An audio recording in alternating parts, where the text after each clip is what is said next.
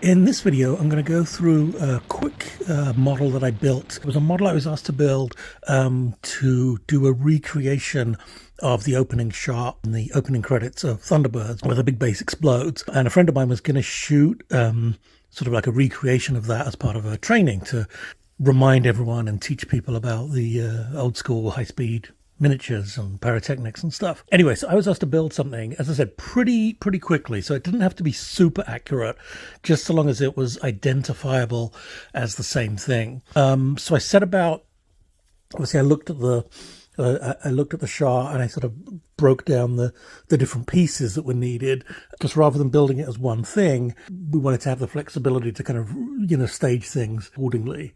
And I was building this all without any real involvement with the pyrotechnician. I kind of knew that it needed to break away, and I had some rough ideas of what to make it out of. So it's essentially cardboard, foam board, balsa wood, and sort of plastic kit parts for the most part. Anyway, we'll break it down sort of piece by piece. So the main thing that you see is the big tower in the foreground, and that was really simply made out of 1/4-inch balsa sticks, for the upright, and basically I drew off sort of matching the pattern of those girders, and there's a couple of sort of platforms sort of midway up it with fences around it. So I tried to sort of match the basic size and positions of those, and then just painted that all grey and quite dark, because I knew it was going to be in the foreground. Sort of behind that, there's a kind of silvery building with blocks on it, and you don't really see it that clearly, but you do see this kind of chunks of silver.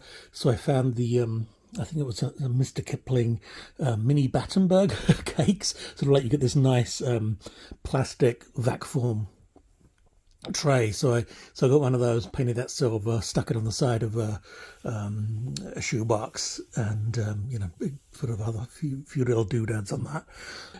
There's another tower that you see in the distance. I didn't want to have another full-size tower and put it all the way back there, because depth of field may have been a problem. So I built it sort of about half the scale of the sort of big foreground one. There's another building that's sort of in cross section that we see it is kind of like octagonal. It sort of looks like a bit of a hangar building. It seems to have some windows in it. So I built something that was an approximation of that out of cardboard, reinforced it with some balsa wood sort of bulkheads, but hot glued it all. I used hot glue for everything on this, because so long as it was really only all going to be seen from this one angle, so nothing really has a backside to it. It's all just 3/4 of the front.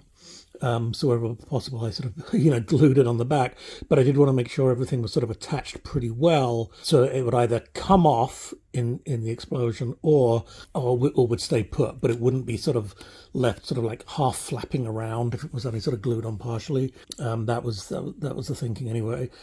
Then there's a big one in the middle that kind of is sort of a reactor or something. It's this kind of silver domed thing.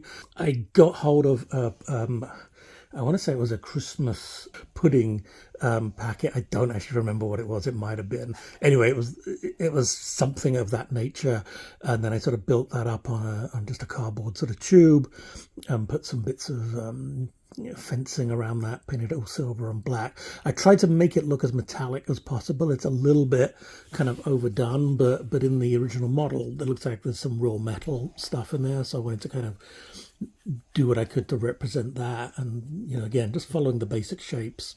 Then there's a sort of a cylinder, almost looks like a water tower. It's kind of standing up on legs with a little sort of triangular bit on top. That one I think is probably pretty close to a lot of the kit parts that they used.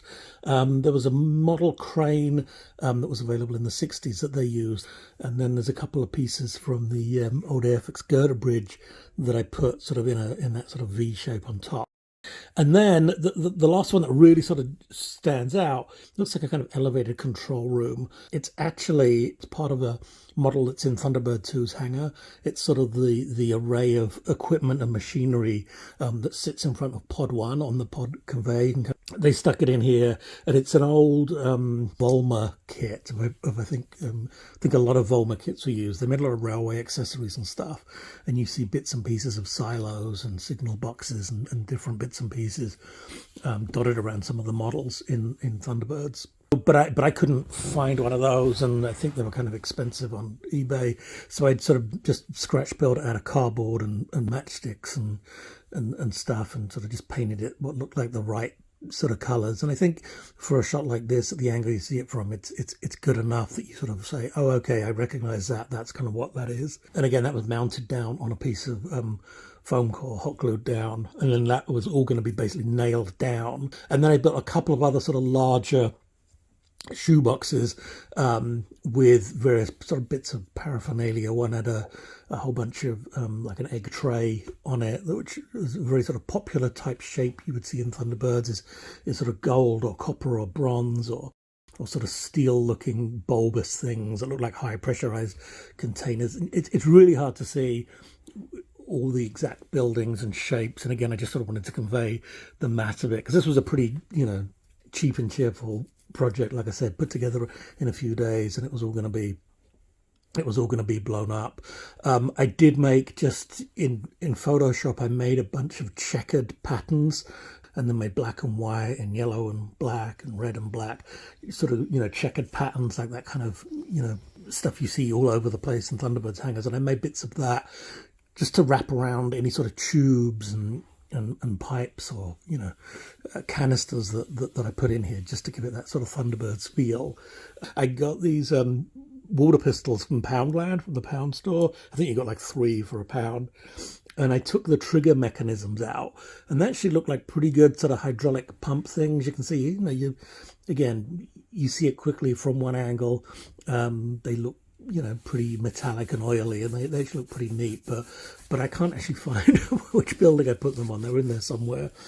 Anyway, so these were all sort of built, and then I just, you know, sort of, I took a couple of pictures laying it out as it would be, to mimic the classic shot at the end of the Thunderbirds titles, just to kind of show how it would go. It actually turns out it wasn't ever filmed that way, although bits of some of the models do show up in my friend's pilot test for a TV show he was working on called Mob Street, and I'll put a link that you can go take a look at that. You know, very 60s Supermarionation-esque in approach, and there's numerous bits of this model that kind of show up in a kind of deserted industrial area that they built a model of for that.